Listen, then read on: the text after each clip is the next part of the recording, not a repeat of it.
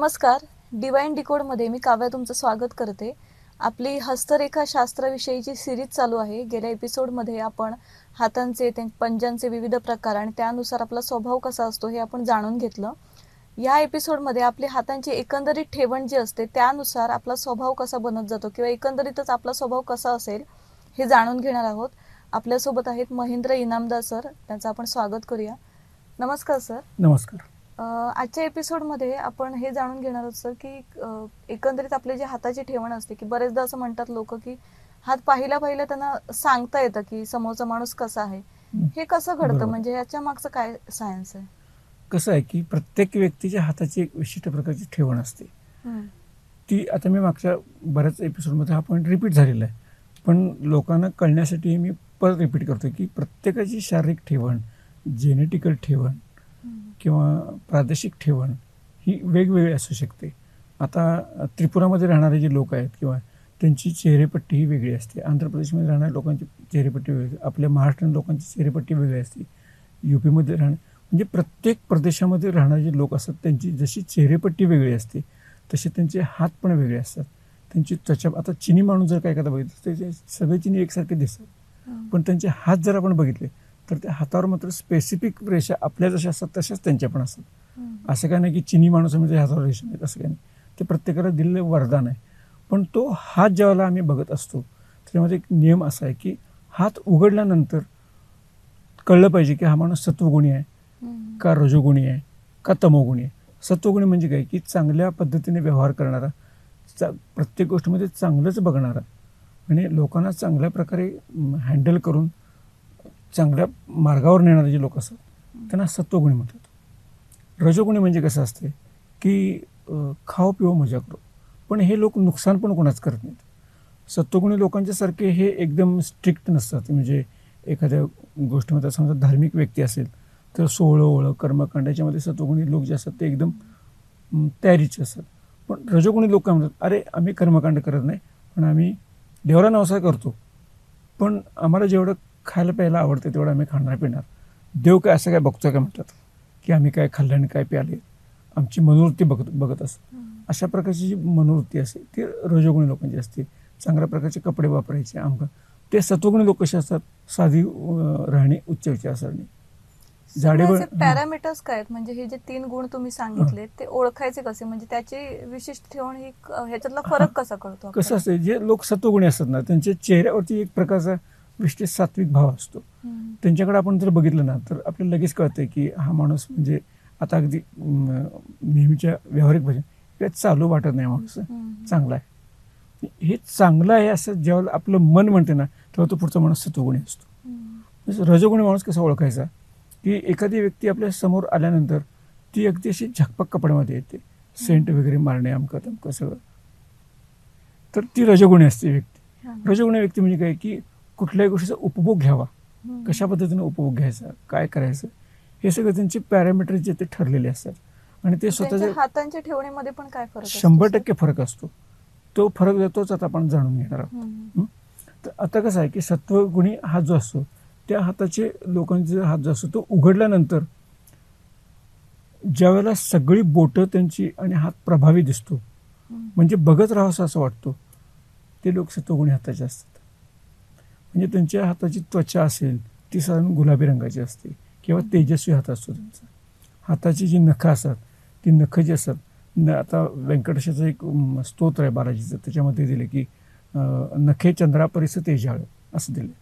म्हणजे चंद्राची जशी प्रभा असते शीतल आणि ह्याची, त्याप्रमाणे चंद्रापरीस तेजाळ अशी ज्यांची नखांची ठेवण असते, तेजस्वी नखं असतात, सर्वसाधारण तेजस्वी नखं असणे किंवा हात उघडल्यानंतर एकदम छान वाटणे बघायला, हे जे असतं ना ते सत्वगुणी लोकांचे हात असतात. ह्या लोकांच्यामध्ये कसं आहे की भावनिक गुंतागुंत जी असते ती गुंतागुंत त्यांची फारशी नसते, की व्यावहारिक बाबतीतली जी काही सोडवणूक कशी करायला पाहिजे, एखाद्या गोष्टीकडे चांगल्या पद्धतीने कसं बघितलं पाहिजे, हे सत्वगुणी लोकांचं वैशिष्ट्य असते. ते कुठल्याही गोष्टीतला वाईटपणा कधी बघत नाहीत, चांगुलपणावरती त्यांचा भर असतो, पॉझिटिव्हिटीकडे जास्त लक्ष असते.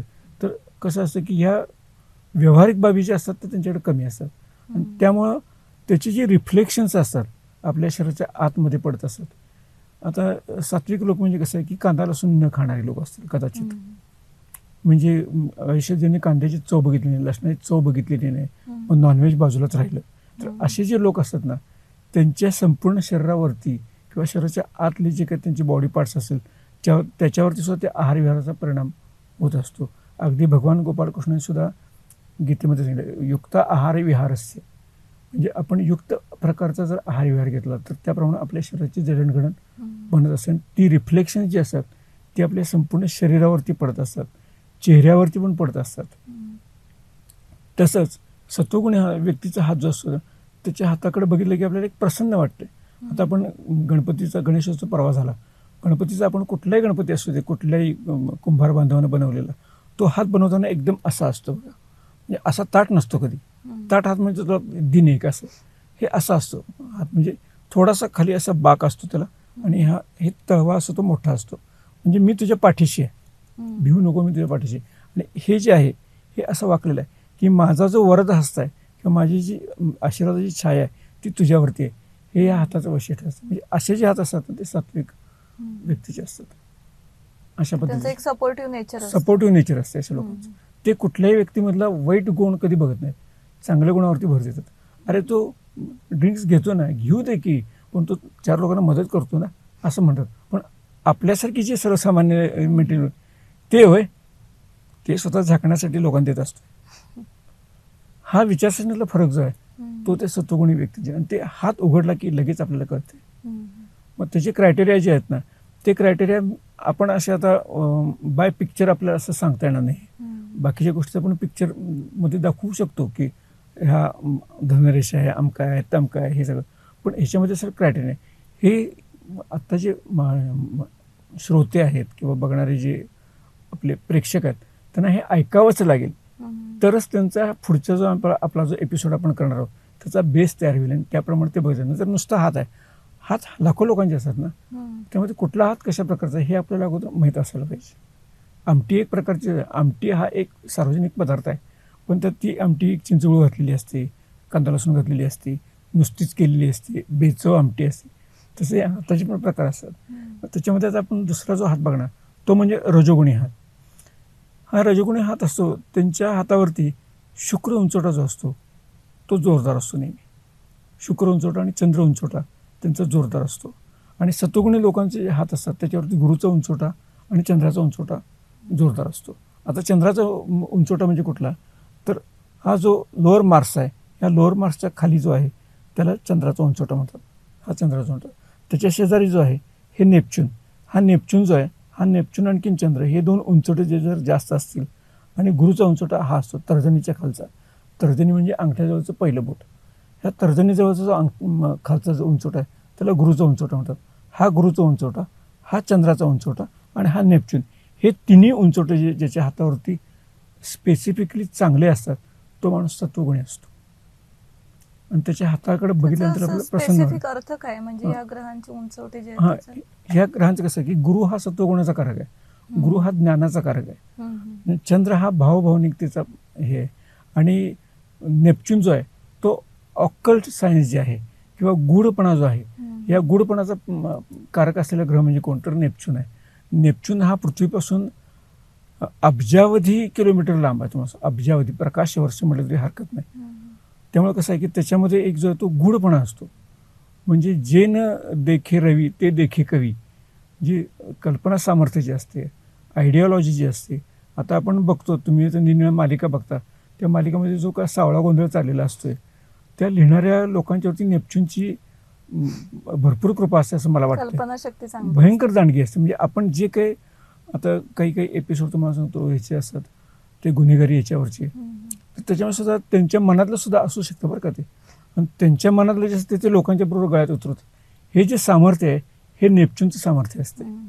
आणि गुरु जो असतो हा गुरु आणि नेपच्यून, आणि हा चंद्र आणि गुरुचं जे मैत्री असते ना, मैत्री असते, हे दोन्ही ग्रह अतिशय सात्विक असतात. हे 2 ज्याच्या हातावरती उंचवटे जास्त मजबूत असते त्याचा हात नेहमी सत्वगुणी असतो. आता आपण जो पुढचा भाग बघत होतो तो म्हणजे रजोगुणी हात.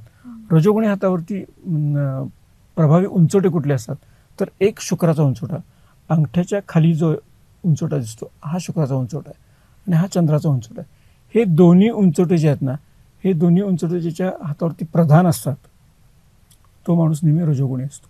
रजोगुणी म्हणजे काय की मटेरियल वर्ल्डमध्ये रमणे.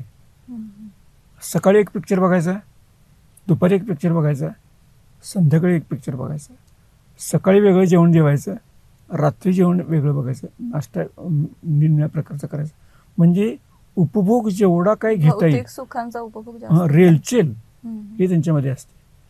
आणि ते सुद्धा असं किती अगदी सुंदर पद्धतीने घेतात ते. म्हणजे असं कुठलं वाटेल ते खाणार नाहीत, रस्त्यावरचं गाडीवरचं असं काय खात नाही ते लोक, एकदम चांगल्या प्रकारचं खातात.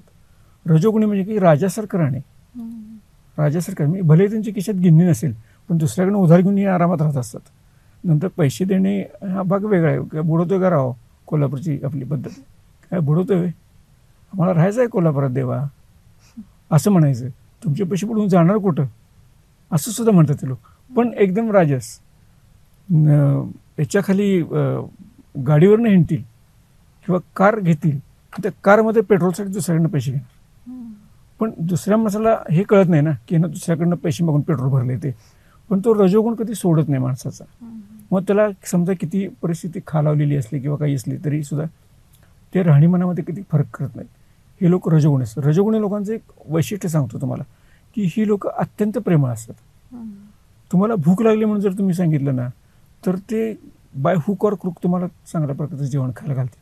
मग तेव्हा ते स्वतःचा विचार करत बसत नाहीत.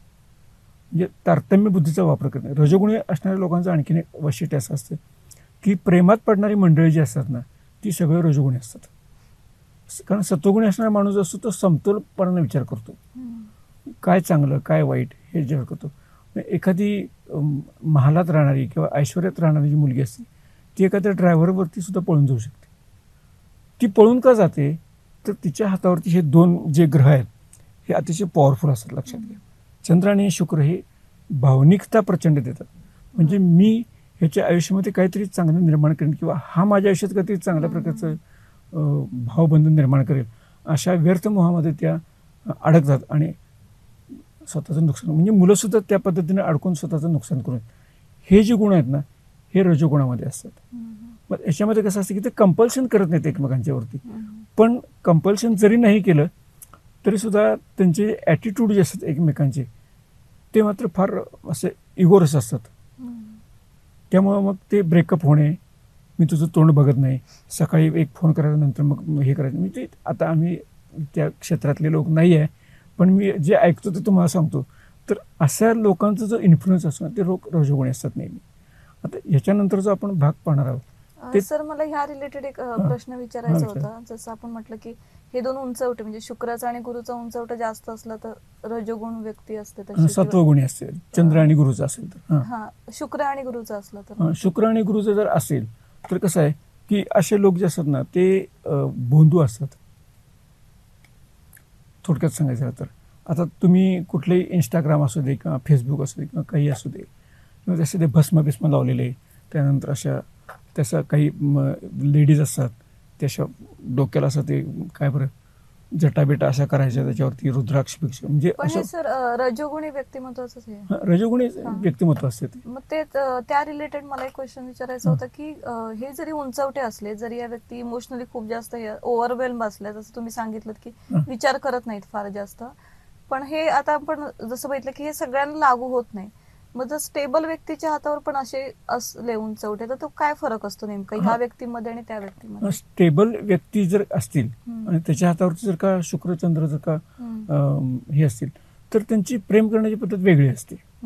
ते देखावा करणार नाहीत. सांकेतिक भाषेत चाललेलं असते. म्हणजे कोणाला काय कळणार नाही. म्हणजे सगळं करून मी सीताराम. त्यांच्यामध्ये काय नेमका फरक असतो ह्या व्यक्तीमध्ये आणि त्या व्यक्तीमध्ये? काय फरक असतो? जरी हात म्हणजे ह्या गोष्टी जरी दोन सेम असल्या तरी या वागण्यामधला फरक काय असतो? वागण्यामधला फरक म्हणजे कसा असतो की आता समजा एखादी व्यक्ती सत्वगुण प्रधान आहे आणि सत्वगुण प्रधान असताना गुरुचा उंचवटा पण चांगला आहे, गुरुचा उंचवटा पण चांगला आहे, शुक्राचा उंचवटा पण चांगला आहे आणि चंद्राचा उंचवटा पण चांगला आहे. मग अशा वेळेला कसं असतं की सोफिस्टिकेटेड या सगळ्या लोक सगळ्या गोष्टी करत असतात. कुठे व्हल्गरपणा नसतो. त्यांची एखाद्या व्यक्तीच्या सहवासात जाण्याची किंवा एखादी व्यक्ती आपल्यासाठी पात्र आहे का आपल्या आयुष्यात येण्यासाठी, म्हणजे प्रेम करण्यासाठी म्हणा किंवा लव्ह अफेअर करण्यासाठी म्हणा किंवा मॅरेज करण्यासाठी, हे बघण्याचा त्यांचा जो दृष्टिकोन असतो तो फार वैचारिक असतो, की ते अगोदर त्या गोष्टीचा विचार करतात. कारण दिसायला आज किती व्यक्ती सुंदर असली तरी कालांतराने ती वयोवृद्ध होते किंवा काही होते, तर तिच्या मेंटॅलिटीमध्ये काय फरक पडेल, हे गुरु जो असतो, तो गुरु जो आहे हा गुरु तो फरक आहे हा तो फरक दाखवतो. पण फक्त शुक्र आणि चंद्र जर का एकत्र असेल, त्यात जर का अप्पर मार्स जो असतो, हा अप्पर मार्स जो आहे ना, हा अत्यंत वाईट असतो. तुम्हाला सांगतो, अप्पर मार्स, शुक्र आणखीन चंद्र हे जर एकत्र असतील ना, तर असे लोक हे गावावरून वाळून टाकलेले असतात. म्हणजे ह्या पद्धतीच्या लोकांना कधीही दरवाजाच्या आत घेऊ नये. ज्याच्या घरात मुलीबाळी आहेत, स्त्रिया आहेत आणि ज्यांना स्वतःच्या घराण्याची आणि समाजाची प्रतिष्ठा आहे, अशा लोकांना कधी उमराच्या आत येऊन देऊ नये, असा एक नियम आहे.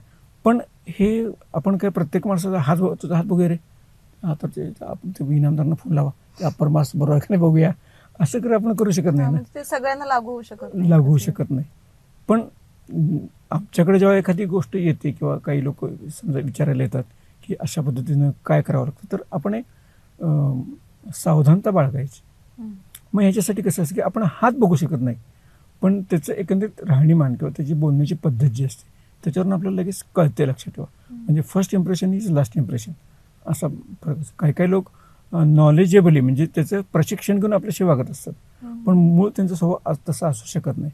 मग याच्यासाठी कसं आहे की स्वतःला प्रत्येक माणसाच्या सायकॉलॉजीचा स्वतःला अभ्यास करणं फार महत्त्वाचं असतं. आज तेवढा वेळ कोणाकडे नाही आहे. समजा जर आपण एखादी डिश एखाद्या हॉटेलमध्ये सांगितली, जेव्हा डिश सांगितली, ते डिश जर चांगली नसली तर आपण थोडं काहीतरी वाद घालू, पण नंतर ठीक आहे आलिया भोगासे असे साधारण म्हणून ते आपण खाऊन, कारण पैसे तर द्यायला लागणार आहेत, असं करतो. पण आयुष्यातल्या महत्त्वाच्या ज्या घडामोडी असतात ना, त्या घडामोडी ज्या असतात त्याच्या संदर्भात जर आपल्याला व्यवस्थित निर्णय घ्यायचे असतील तर आपल्याला ग्रह फार मोठी मदत करत असतात. हे मी आत्तापर्यंतच्या अनुभवावरून बघितलं. म्हणजे फक्त मी हस्तसमुद्रिक शास्त्राचाच माझा अभ्यास आहे असं नाही आहे, सद्गुरूंच्या कृपेने माझा ज्योतिषशास्त्राचा अभ्यास पण आहे, रत्नशास्त्राचा पण अभ्यास आहे. पण ह्या गोष्टीचा समन्वय साधून या सगळ्या गोष्टी बघाव्या लागतात. या अप्पर मास बद्दल तुम्ही बोललात की अशा व्यक्ती म्हणजे नसतात चांगल्या वृत्तीच्या वगैरे, तर अप्पर मासचा नेमका अर्थ काय? की अप्पर मार्स म्हणजे आपल्या हातावरती 2 प्रकारचे मंगळाचे उंचवटे आहेत. एक लक्षात घ्या की प्रत्येक ग्रहाला एकच उंचवटा दिलेला आहे. की आता जर बघितलं, ही तर्जनीच्या खालचा जो आहे तो गुरुचा उंचवटा आहे, मध्यमेच्या खालचं हे मध्यमा म्हणजे शनीचं बोट आहे, हे गुरुचं बोट आहे तर्जनी म्हणजे, त्याच्या खालचा जो उंचवटा आहे तो गुरुचा उंचवटा आहे. ही मध्यम आहे, हे शनीचं बोट आहे, शनीच्या बोटाखालचा जो उंचवटा आहे त्याला शनीचा उंचवटा म्हणतात.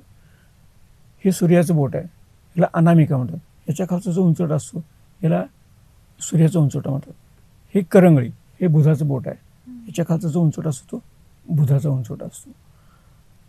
हा अंगठ्याच्या खालचा जो भाग आहे त्याला शुक्राचा उंचवटा म्हणतात. आणि लोअर मार्सच्या खालचा जो आहे तो चंद्राचा उंचवटा. म्हणजे प्रत्येकानं एक एक दिलं, पण मंगळाला मात्र 2 दिलेले आहेत. मंगळाला याच्यासाठी दिली आहे की ज्याचा अप्पर मार्स चांगला असतो त्याची शारीरिक तब्येत चांगली असते. ज्याचा लोअर मार्स म्हणजे खालचा मंगळ ज्याचा चांगला असतो त्याची बौद्धिक कपॅसिटी किंवा बौद्धिकदृष्ट्या वर्चस्व गाजवण्याची जी प्रवृत्ती असते ती फार जोरदार असते. आता याच्या बाबतीत जर का नाव जर आपल्याला महत्त्वाचं नाव बघितलं तर आदरणीय स्वर्गीय बाळासाहेब ठाकरे, त्यांचं वजन किती होतं सांगा भाऊ? 60 किंवा 65 किलोवरचे असेल, पण अख्ख्या महाराष्ट्रावरती त्यांनी सत्ता गाजवली. ते जे काय म्हणतील त्या पद्धतीप्रमाणे शिवसेनेत सगळ्या गोष्टी चालायच्या. राजकारण हा माझा विषय नाही अजिबात, पण एक उदाहरण म्हणून तुम्हाला सांगतो की त्यांच्या हातावरती लोअर मास जो आहे ना तो एकदम प्रॉमिनंट, की तू हे करायचं आहेस, तू ते करायचं आहेस, हे म्हटलं की त्या माणसाने ते करायलाच पाहिजे. नेतृत्व गुण चांगले, नेतृत्व गुण. आणि नेतृत्व गुण म्हणण्यापेक्षा कसं आहे की वचक जो आहे तो नेतृत्व आपण सुद्धा करू शकतो ना. आपल्या घरात लोकांचं नेतृत्व आपणच करत असतो, पण समाजात गेलं तर आपलं कोण ऐकत नाही ना. कुत्रं विचारत नाही तुम्हाला सांगतो, कुत्रे अंगावर धावून येतात तुम्हाला सांगतो, रात्री कसं जावं आपलं पंचायत होती. पण बाळासाहेब ठाकरेंच्या बाबतीत जर म्हटलं किंवा अशा प्रकारचे जे काही लोक आहेत आज आपले आदरणीय पंतप्रधान नरेंद्रजी मोदी साहेब, पण यांच्या बाबतीत सुद्धा जर बघितलं तर यांचे लोअर मास जे आहेत ना हे अत्यंत प्रभावी असतात. यांच्या शरीरापेक्षा सुद्धा यांची मानसिक ताकद जी असते ती भयंकर असते. अगदी जर आपण मागच्या ऐतिहासिक लोकांच्याकडे जर बघितलं तर हिटलर जो आहे किंवा मुसोलिनी, यांच्या हाताचे ठसे आहेत, मी नंतरच्या कार्यक्रमात हे दाखवणारच आहे. तर आपण जर तर त्याच्यामध्ये त्यांचे लोअर मार्क्स जे आहेत ना हे अत्यंत प्रभावी असतात. हे लोक तोंडावरून दिसून येत नाहीत, पण यांची जी निग्रह जो असतो ना त्या निग्रहाला तोड नसते. तुम्हाला सांगतो, स्वातंत्र्यवीर सावरकर लोअर मार्क्स, त्यांच्या हातावरती लोअर मार्क्स एकदम प्रभावी आहे. किती 50 वर्ष काळपणाची शिक्षा उपभोगायची म्हणजे चेष्टा आहे काय? आपल्याला 4 दिवस जर का बंद कोंडून ठेवलं तर आपण 5व्या दिवशी जावं म्हणतो. 50 वर्षाची काळपणाची शिक्षा त्यांना दिली होती. तेवढ्या याच्यात त्यांनी कोलू ओढला स्वतःचा, शरीराचं नुकसान झालं त्यांच्या. एवढं करून सुद्धा त्यांनी मार्सिलोनामध्ये उडी मारून आपल्या भारतीय स्वातंत्र्यासाठी प्रचंड मोठं योगदान दिलं. तर त्याच्यासाठी कसं आहे की माइंडसेट, स्वातंत्र्यवीर सावरकर काय रोज वर्कआउट करायला जिममध्ये जात नव्हते किंवा रोज काय जोर मारत नव्हते, कुठल्या तालमीचे ते वस्ताद नव्हते, पण त्यांची मानसिक ताकद जी होती ना ती प्रचंड होती. आणि ही मानसिक ताकद जी असते ती लोअर मार्क्स दाखवत असतो आणि अप्पर मार्क्स जो असतो तो शारीरिक दाखवत असतो. म्हणजे ही लोक कशी हुमदांडकेपणा असणं, तो हुमदांडकेपणा म्हणजे आता कुठली एक महत्त्वाची व्यक्ती असेल तर तिच्या पाठीमागे असं बॉडीगार्ड असतं. मला सांगतो ते बॉडीगार्ड जे असतात ना ते हे अप्पर मार्क्सचं हे असते. त्यांना एकच माहीत असते की माझ्या बॉसला कोणी हात लावायचा नाही, तेवढं बस. मग ते अंगावर आलं तर शारीरिक ताकद प्रचंड असते त्यांच्याकडे, पण डोक्याचा भाग जो असतो ना तो कमी असतो. त्यामुळे ह्यांच्या ताकदीचा गैरफायदा दुसरे लोक घेत असतात. मग त्यातनंच गुंडगिरीचं प्रमाण वाढते. म्हणजे जे लोअर मार्क्स असणारे, जे हुकमत गाजवणारे लोक जे असतात की याचा वीक पॉईंट काय आहे, त्याचा वीक पॉईंट काय आहे हे शोधून काढायचं आणि मग हे अप्पर मार्क्सवाले जे ताकदवान लोक असतात त्यांना त्या व्यवहारामध्ये घ्यायचं. तू त्याच्याकडे जा, ती वसुली करून आण, तो कुठं आहे काय मी तुला सगळं पत्र, हा फोटो घे, त्याच्या मागावर जा. हे लोअर मार्क्सवाले सांगतात आणि हे अप्पर मार्क्सवाले जाऊन तुटून पडतात. सर मला याविषयीच एक विचारावंसं वाटतं. आपण गेल्या एपिसोडमध्ये जे म्हटलं आपण हातांचे वेगवेगळे प्रकार बघितले. त्यांचा ओबडदोबड हात असतो, तुम्ही म्हटलं जसं की संस्कारहीन किंवा अशा पद्धतीमध्येच येतात गुंडगिरी किंवा. मग असं म्हणू शकतो का त्यांचा जो अप्पर मार्क्स असतो तो उंचवटा जास्त असतो की अप्पर मार्क्स त्यांच्या हातामध्ये 100% जोरदार असू शकतो. त्यामुळे त्यांच्याकडे ताकद, शारीरिक श्रम करण्याची ताकद जी आहे ना ती प्रचंड असते. पण आता कसं आहे की शारीरिक ताकद जरी प्रचंड असली तरी ती विघातक प्रवृत्तीच्या व्यक्तीने जर त्यांना वापरायला लावली तर तसे परिणाम वाईट होतात. अदरवाईज ही माणसं काही एखादं जड ओझं आहे कारखान्यामध्ये, इकडचे जे लोखंडी सामान आहे तिकडे उचलतील किंवा ओझी उचलायचं काम असेल, आता बिल्डिंग सेंट्रिंग मटेरियलमध्ये काम करणारे लोक ती प्रामाणिकपणाने करतात, लक्ष ठेवा. त्याच्यामुळे त्यांचा कुठल्याही प्रकारचा वाईट हेतू नसतो. चांगले कष्ट करायचे, घाम गाळायचा, 4 पैसे मिळतील तेवढे घ्यायचे आणि आपल्या कुटुंबाचं पालनपोषण करायचं. पण त्यांना वापरणारे जे लोक असतात ते अप्पर मार्क्सचे असतात. ते काय करतात की हे लोअर मार्क्सवाले जे असतात ते यांचा वापर करून घेतात. असा एखादा धट्टाकट्टा सापडला ना, असे 4 टगे सापडले ना म्हणजे शारीरिकदृष्ट्या, की मग ते म्हणतात हां आता ह्यांना गोळा करूया आणि मग त्या गल्लीचा दादा होतो. गल्लीचा दादा होणं किंवा हे सुद्धा फार सोपी गोष्ट नाही, लक्षात ठेवा.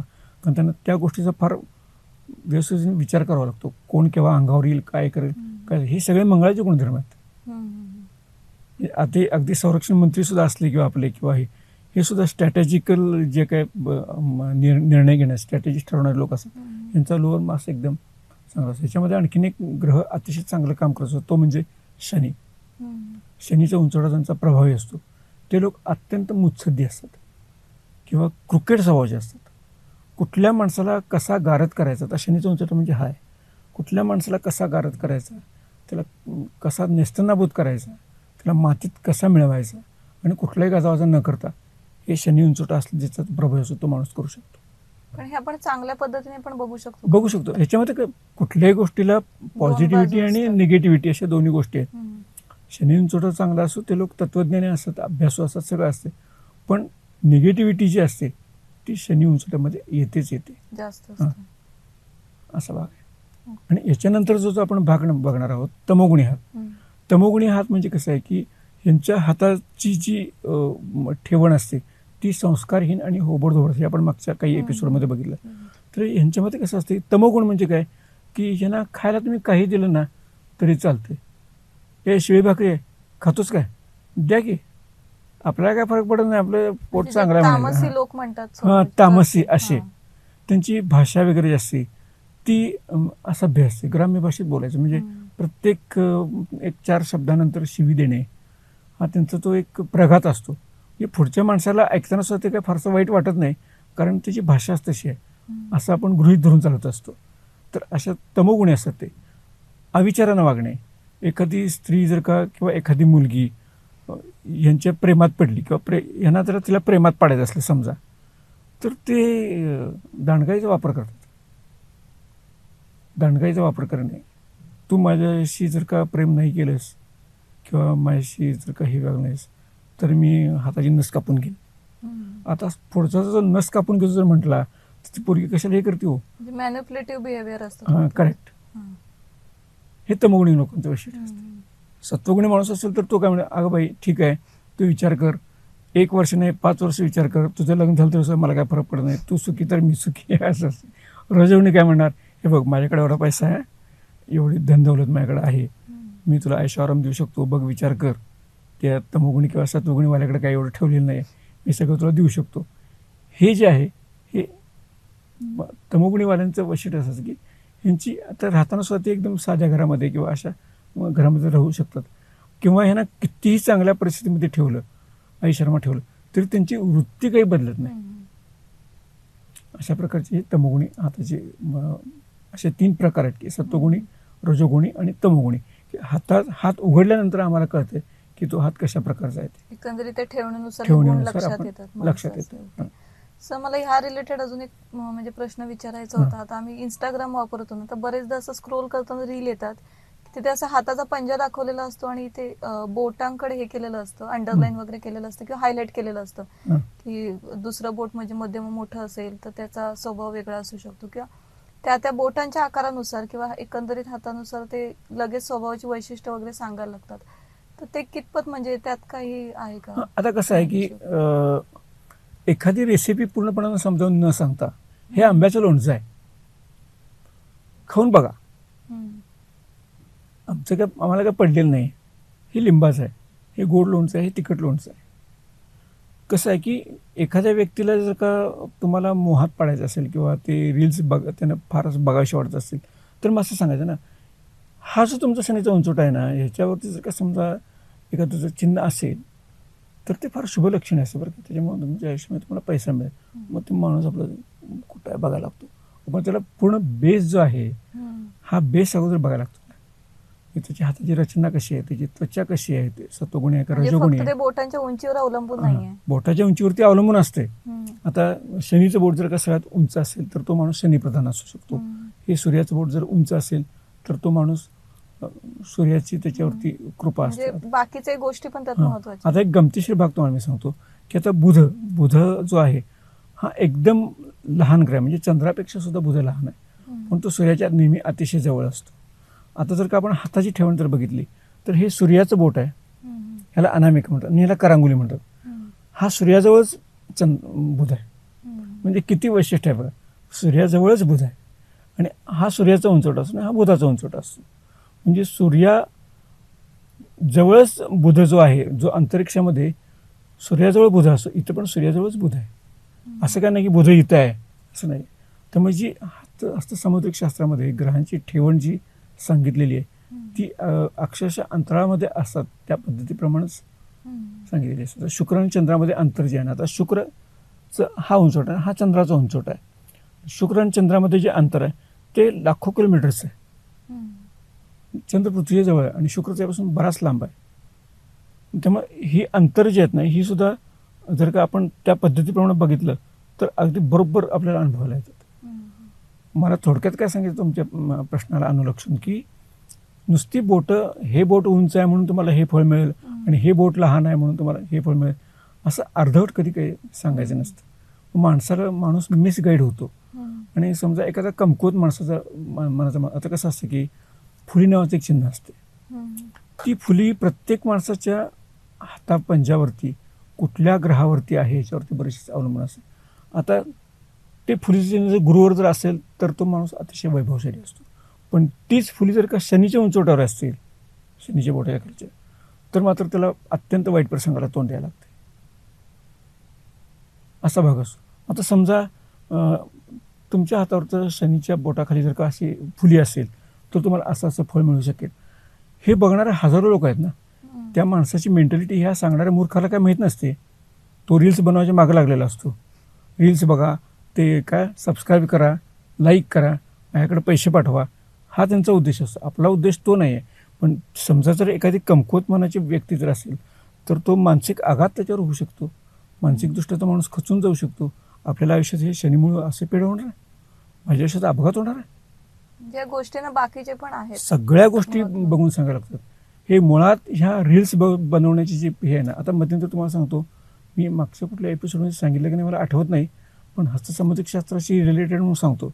एक कोणती असं सोफिस्टिकेटेड बाई आहे, म्हणजे असं मोठं कुंकू वगैरे लावलं असतात, तसे ते डुप्लिकेट दागिने घातलेले आणि एकदम दिसायला पॉश, म्हणजे मेकअप करून.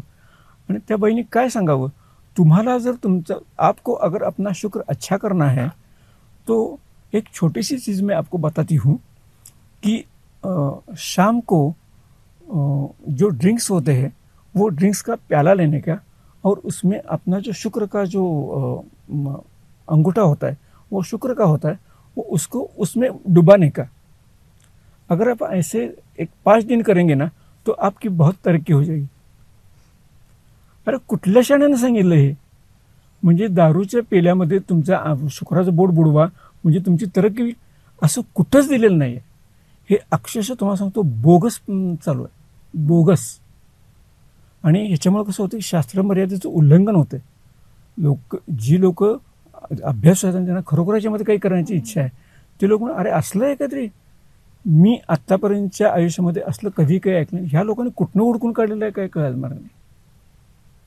जो आपण पाठ बघतो थोडक्यात ते 1% पण नसतं, 1% त्याच्यामागे पण बऱ्याच नसते. गोष्टींना महत्व दिले गेले बऱ्याचशाच असतं. गोष्टींना आणि ते आपण बघणं गरजेचं आहे. आता समजा एखाद्या माणसाला सांगितलं की तुम्ही शुक्राचं बोट जे ते दारूच्या पेल्यात बुडवा, काय ग्लासमध्ये बुडवा, ज्याला दारूचं व्यसन नाही तो त्या निमित्तानं दारू आणणार वगैरे, मग तो बोट बुडवताना वास बघणार, चव घेऊन बघूया, आणि समजा त्याला व्यसन झालं तर ती बाई त्याला जबाबदार राहणार आहे.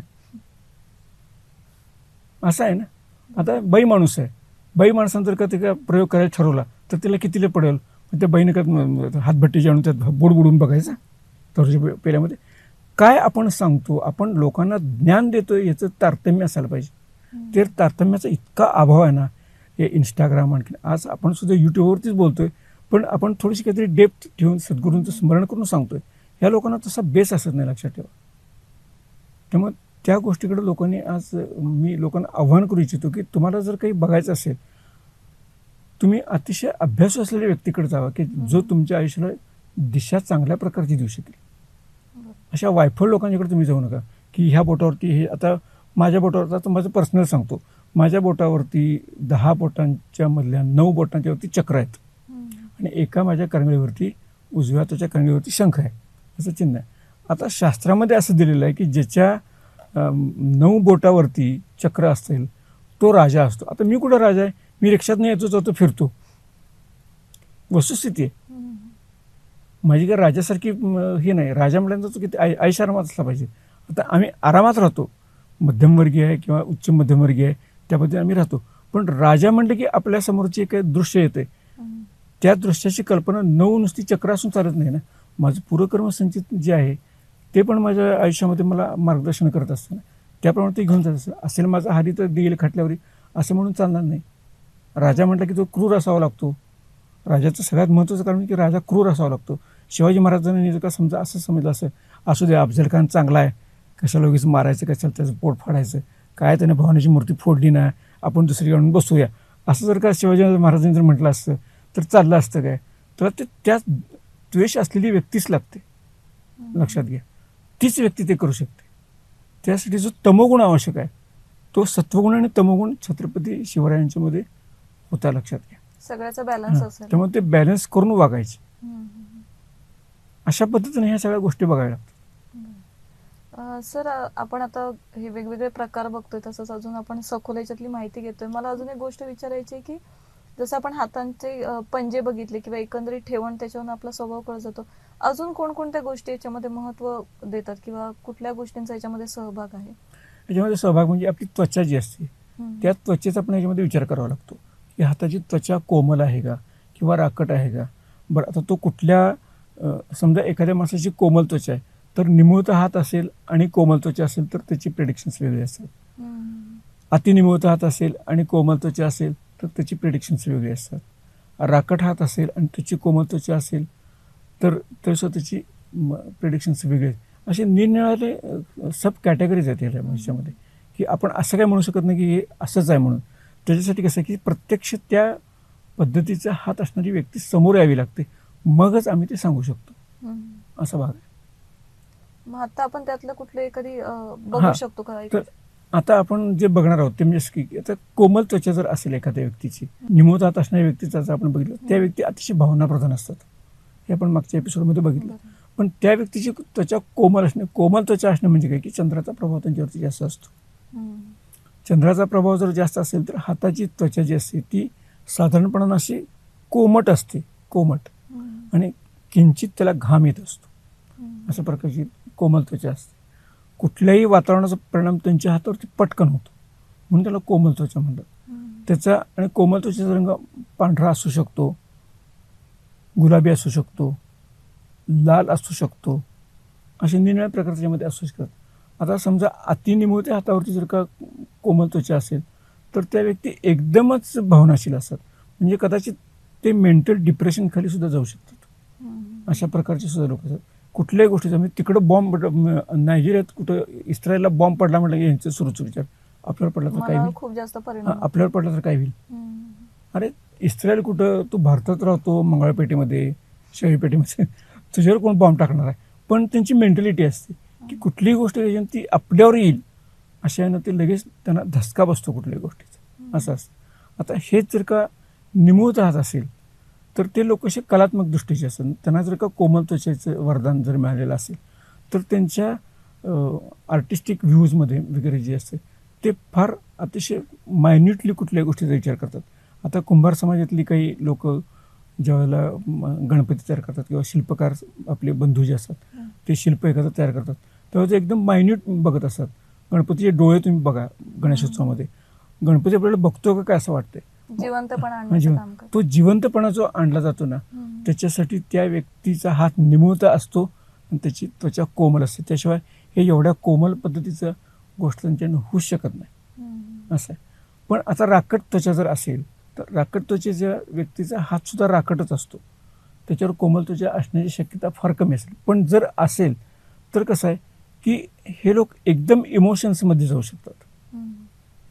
म्हणजे एखाद्या व्यक्तीचा ते प्रचंड स्वरूप अपमान करतील किंवा एखाद्याला मारहाण करतील आणि नंतर त्यांना एकदम अरे उगीच आपण मारला याला, गिल्ट येतं लगेच, गिल्ट येतं. अशा प्रकारची संमिश्रता जी असते ती आपल्याला ह्याच्यामध्ये जाणवते. धन्यवाद सर. आज आपण खूप, मला वाटतं एवढी डिटेल माहिती घेतली की एखाद्याला खरंच याच्यामध्ये अभ्यास करायचा असेल आणि आपलं पहिल्यापासून जर ही सिरीज व्यक्ती कोण बघत आलं तर आपले एक गायडन्स मिळू शकतो. नक्कीच यातून अभ्यास करता येईल, त्याला नक्कीच गायडन्स मिळू शकतो आणि त्याचा उपयोग आपल्याला होईल, सगळ्यांना, प्रेक्षकांना पण होईल. आपण पुढील एपिसोडमध्ये आता जे आपण कोमल त्वचा बघितलं तसं इतर प्रकारही बघूच. तर वेळ देऊन तुम्ही आलात इथे आणि आपल्याला आम्हाला मार्गदर्शन केलं, आमच्या प्रेक्षकांना मार्गदर्शन केलं, त्याबद्दल खूप खूप धन्यवाद. नमस्कार. आजच्या एपिसोडमध्ये आपण हस्तशास्त्राबद्दलचे अनेक जे काही पैलू आहेत पुढचे ते जाणून घेतले. याविषयीची सखोल माहिती आपल्याला प्रत्येक एपिसोडमध्ये पुढे मिळतच जाणार आहे.